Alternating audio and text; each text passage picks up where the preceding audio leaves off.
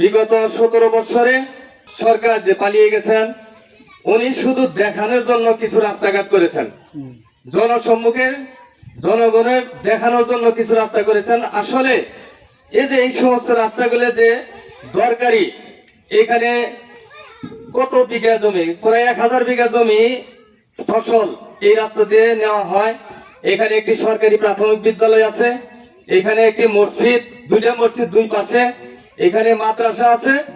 কাজেই আমি আর এখানে যে ছেলে মেয়ে যারা আছে স্কুলে ঠিক মতো যাইতে পারে না, এখানে বাজার করতে পারে না, এই রাস্তার জন্য বিগত দিন বহুদিন যাবৎ এই রাস্তাটা চলাচলের অযোগ্য হয়ে পড়েছে। আমাদের দাবি, আমাদের মিথ্যা প্রতিশ্রুতি আপনারা দিবেন না। আজকে আমাদের সাথে আমাদের মেলান্দ এবং বিএনপির বিভিন্ন নেতৃবৃন্দরা আছেন। আপনাদের কাছে আমরা একটাই দাবি, আমাদের আপনারা নির্বাচনের আগে যে প্রতিশ্রুতি দিয়েছিলেন সেই প্রতিশ্রুতি আপনারা রাখবেন, এই আশাবাদী আমরা।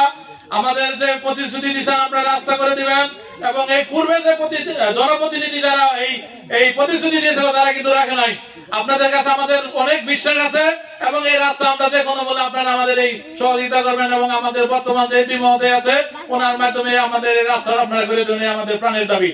আমাদের এই রাস্তাটা এত নষ্ট হয়েছে যে একটা বিয়ার সাথে ঘর আসলে পরে এই রাস্তা দেখে বিয়ার ঘর ভাঙে জায়গা, এবং একটা জুল বাচ্চা হয়, বাচ্চা গর্ভবতী মায়ের হাসপাতাল নিতে গেলে কোনো অটো পায় না, কোনো একটা রিক্সা পায় না। এই রাস্তার কারণে কোনো অটো রিক্সা কেউ আসে না, বাধ্য হয়ে গাড়ো করে বা কোনো অবস্থায় হাসপাতালে পৌঁছাতে হয়। এবং কি স্কুলে যাইতে হলে একটা পোলাপান বৃষ্টির জন্য স্কুলে যাইতে পারে না, এই জায়গায় হারা এমন অবস্থা হয়ে আবার বাড়িতে ফিরে যায়। আমার বাড়ির সামনে রাস্তার এরকম অবস্থা খারাপ হয়ে আছে। আমার মেয়ে গত বছর বাচ্চা বেড়া অসুস্থ ছিল, একটা না 3 মাস লাগছে। এই ওটা বাড়িতে আসে নাই খেয়ে, একটা গাড়ি দুস্তরে একটা বাড়ি ঘর ছাড়া যা ঠান লাগছে। বাচ্চা বেড়া বাচ্চা হয়েছে, সেটা অপারেশন করাইছে, এর মধ্যে নিয়ে বাগাই করে প্রত্যেক দিনে একদিন পরে হাসপাতালে যাওয়ার লাগছে। গাড়ি আসে নাই খেয়ে, তাহলে একটা না 3 মাস বেড়া হাসপাতালে ঠান লাগছে, সব বাড়ি ঘর ফেলাইছে।